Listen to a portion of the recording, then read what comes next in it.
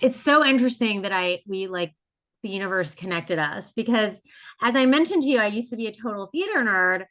And that's like all I wanted to do with my life is musical theater and musical comedies. And um my parents like forbid me to even like apply to medical school in New York because they knew it was gonna be a total cover to just get an agent and audition for things. And my entire personal statement to medical school was comparing being a physician to being an actor on the stage. And yeah, and I view theater as a sort of a therapy because it just removes you from reality, even if it's for just an hour. And it's also a great way to educate and to inspire and make people kind of think outside of the box and think about other possibilities. And I think it's so cool that you're intertwining the two because it's a fun way to educate.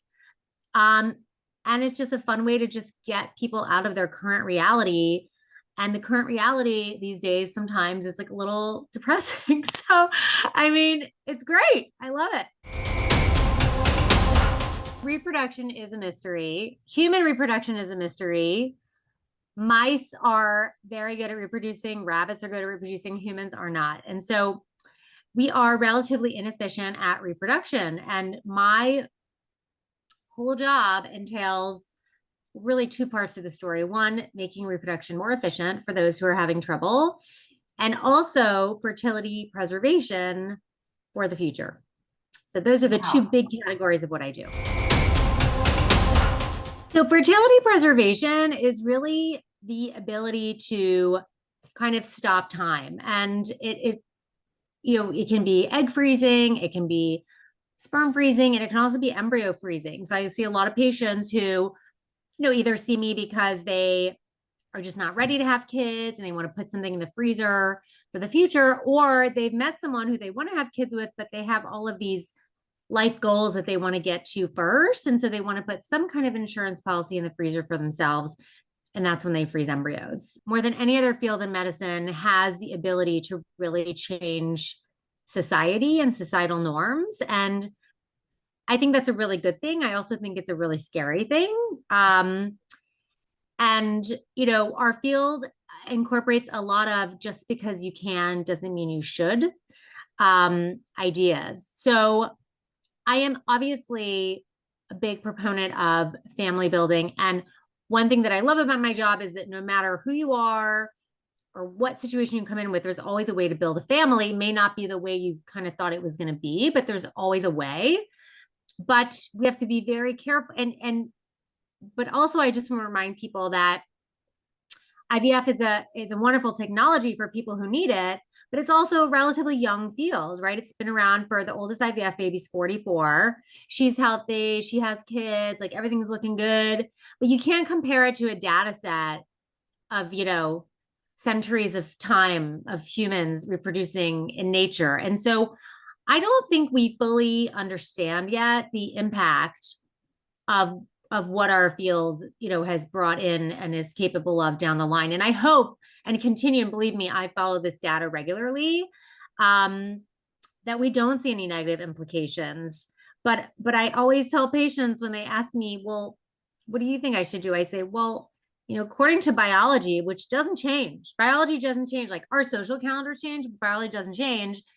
Really, we should be having babies in our 20s. I mean, if you ask me what's the healthiest way to go, I would say, oh, have a baby in your 20s and 30s. But that's not a reality for a lot of people, which is where the technology comes into play. And it's a wonderful technology. And for women, like such as myself and such as you, and who, maybe we haven't met someone at some point in life, or we do have career aspirations, like it's great to be able to stop time.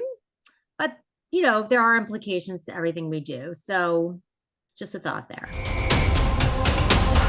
There are plenty of 35, 36, 37-year-olds, 39-year-olds, 40-year-olds having babies out there in nature. And so while it is true that when you're 29, only 40% of your eggs or 25% of your eggs are chromosomally abnormal, and when you're 40 or 35, 60% are abnormal, that is true. But most of these chromosomally abnormal eggs that get fertilized and make embryos will either not implant, so they'll lead to a negative pregnancy test, or they'll miscarry, right? And then once in a while, they'll sneak through and you'll pick them up kind of prenatally. We know that. People say to me, well, I want to freeze my 29-year-old embryo because I want to have a healthier baby at 35. I don't know if that's totally true because to me, yes, you're more likely to have a chromosomally normal embryo and you're less likely to have a miscarriage. That is true. But we know that IVF pregnancies are a little bit riskier than natural pregnancies. And we know that based on data that shows that there's an increased risk of preeclampsia and there's an increased risk of things like placenta previa, which is, implantation disorders. And it's very hard to tease out because we know that patients with infertility also have increased risk of these things. So it's hard to tease out. Is it the technology or is it the infertility diagnosis, right? No one's going to do that randomized trial with like totally elective IVF and, right, and compare the two groups. But it's something I ask people to consider. Personally, if someone asked me what's the best way to get pregnant, I would say naturally. If I can get someone pregnant without IVF, I would much prefer it. And if it doesn't work, like if you froze something at 29 and you want to try to conceive at 35 and it doesn't work out and you've exhausted your options, like you go to the freezer. But first try on your own. That's my perspective. Some people wouldn't agree. Our field, just like many fields in medicine, has really become kind of an industry that a lot of financial players have wanted to enter. And it's a little bothersome to me, right? Because having a baby or building a family is this like human fundamental right. And it's really a time of desperation in somebody's life. It's like an existential entity, right?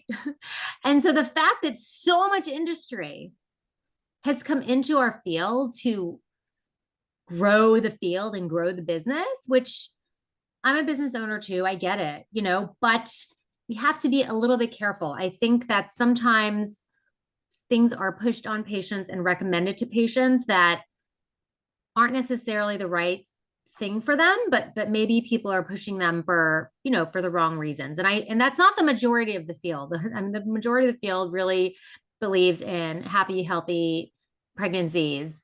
But there are, it does worry me with so much industry and so much money coming into the field that, eventually you're going to be able to do elective IVF and choose embryos with blue eyes, which already exists out there, and the gender that you want and the traits that you want. I mean, we have to be very, very careful about this idea of building the perfect person.